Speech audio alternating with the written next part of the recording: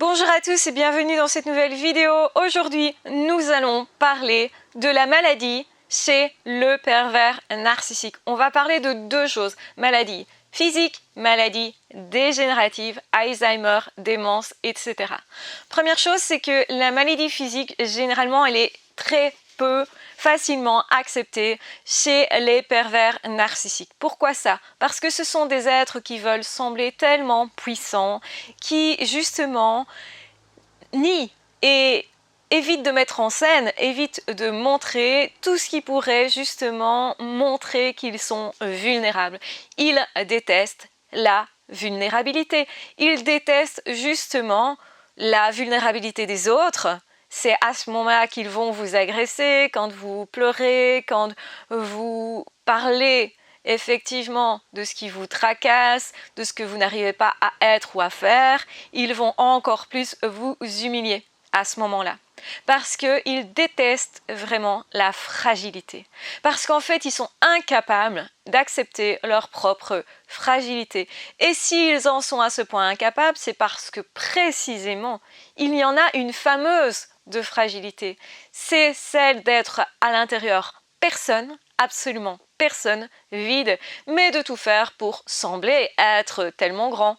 Il n'y a que les apparences. Et c'est là un très très gros problème et on va voir que justement dans la maladie ça va être encore un plus gros problème. Pourquoi? Justement parce qu'à ce moment-là, leur vulnérabilité, elle va se voir.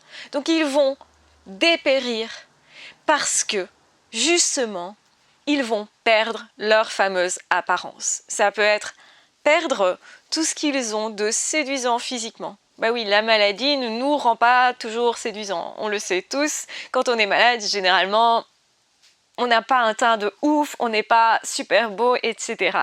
Généralement, on se sent moins grand, moins attirant. Alors pour nous qui avons une personnalité derrière, on se dit toujours notre personnalité elle est plus importante. Et c'est d'ailleurs pour ça que même si on est malade, on va garder généralement nos proches qui vont reconnaître en nous l'être qu'ils ont toujours aimé, quelle que soit notre apparence. Mais ça peut être un challenge aussi pour nous et pour nos proches de perdre notre physique et de perdre effectivement, on va dire plutôt, notre santé apparente physique. Pour les pervers narcissiques, c'est d'autant plus tragique parce qu'ils ne peuvent pas miser sur ce qu'ils sont réellement à l'intérieur vu qu'il n'y a personne. Et certaines personnes vont dire quand j'ai perdu mon apparence physique, j'ai retrouvé vraiment qui j'étais intérieurement. Donc pour certains, c'est vraiment un chemin de transformation qui vont grandir leur vie. Donc ces chemins-là grandissent leur vie. Pour un pervers narcissique, ce n'est jamais le cas, puisque derrière il n'y a rien, et que tout ce qu'ils ne veulent pas, c'est se retrouver en face à face avec leur vide intérieur, leur vulnérabilité. Sauf que dans la maladie, ça va être inévitable. On parle évidemment d'une maladie conséquente. Donc déjà, la maladie physique est vraiment quelque chose qui leur fait très très peur, généralement. Et c'est pour ça qu'ils vont entretenir très fortement parfois leur corps. C'est parfois passer des heures en salle de muscu, c'est passer des heures à se maquiller, à se bichonner pour les femmes notamment. Ça peut être homme ou femme, je dis ça, mais voilà. Ne confondez pas, bien sûr, une personne qui passe du temps dans sa salle de bain ou qui entretient son physique peut être juste une personne qui a décidé que sa santé comptait beaucoup à ses yeux et que c'est mieux de l'entretenir. Ça ne veut pas dire que c'est forcément quelqu'un de vide, c'est ça que je veux dire. Mais chez les pervers narcissiques, ils compensent avec l'apparence. C'est quelque chose de certain.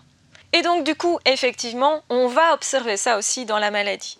Ils détestent perdre leur apparence et ils vont le vivre très mal avec des crises de rage, de colère, avec de la dépression, parfois une réelle décompensation. Donc c'est vraiment la dépression, mais absolue. Surtout si la maladie, elle, s'apparente à de la démence, à justement la perte des compétences psychiques, d'une maîtrise de soi, autrement dit. Ça leur est insupportable.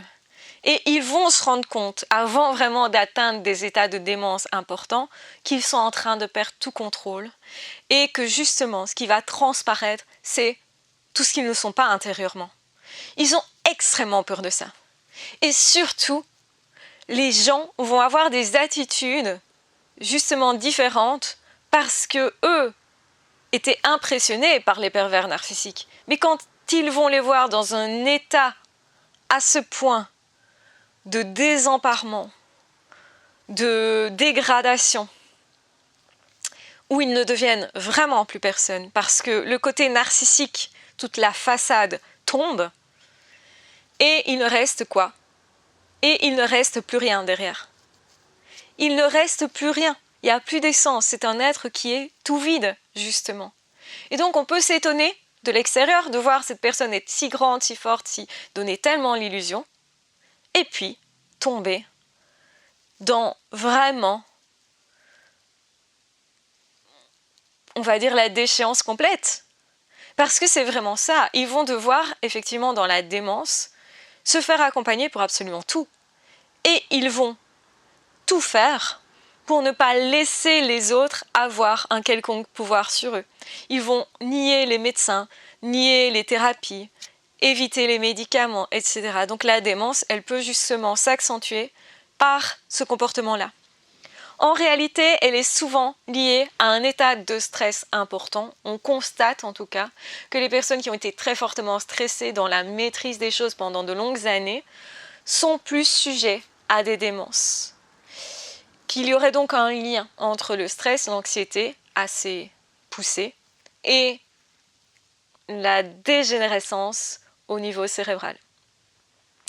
Donc, autrement dit, effectivement, neurologiquement, ils perdent leur stratégie. Ils perdent aussi toute leur capacité, puisqu'ils ne savent plus qui ils sont. Ils ne se souviennent plus. Ils n'ont plus de mémoire. Et effectivement, du coup, difficile de rester un pervers narcissique dans cette situation-là. Et certains vont dire qu'ils sont devenus meilleurs parce qu'ils ont perdu en fait ce côté narcissique. En fait, c'est pas qu'ils sont devenus meilleurs, c'est qu'ils sont devenus personnes. Ils sont devenus ce qu'ils étaient.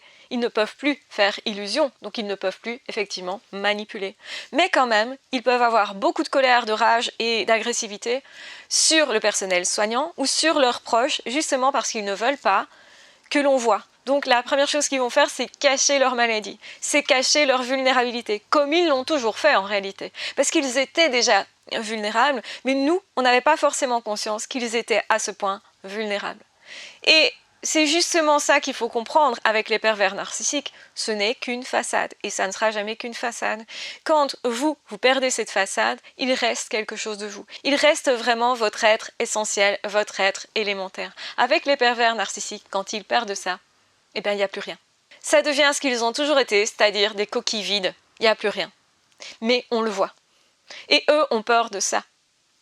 Et donc, effectivement, il va y avoir des réactions différentes. Certaines personnes vont se moquer d'eux à ce moment-là, se venger sur eux à ce moment-là. Mais dans tous les cas, ça va être très impressionnant de voir ces personnes-là complètement dépérir. Ils peuvent vraiment tomber en dépression à ce moment-là. Ils peuvent vraiment complètement devenir d'autres personnes parce que justement, tout ce que vous connaissez d'eux n'existera plus. Et même tout ce qu'eux-mêmes connaissent d'eux n'existera plus. Ils vont généralement se rattacher à ce qui fonctionne ou à une personne de référence qui est capable de leur dire « Regarde comme tu as été grand, fort et beau dans le passé ». Parce que c'est tout ce qui va leur rester. Mais ils vont quand même toujours rechercher la flatterie, la valorisation. Le côté narcissique reste quand même là comme étant un besoin à satisfaire. Mais généralement, qui n'arriveront plus du tout à satisfaire. Donc voilà, j'espère que cette vidéo vous aura intéressé, qu'elle vous aura permis d'y voir plus clair. Si vous avez justement un parent qui a été pervers narcissique et qui est maintenant dans un état de démence, vous pourriez vous poser la question, mais comment ça se fait finalement que cette personne, je ne la reconnais plus? Comment ça se fait que cette personne, elle m'a caché vraiment sa démence en fait?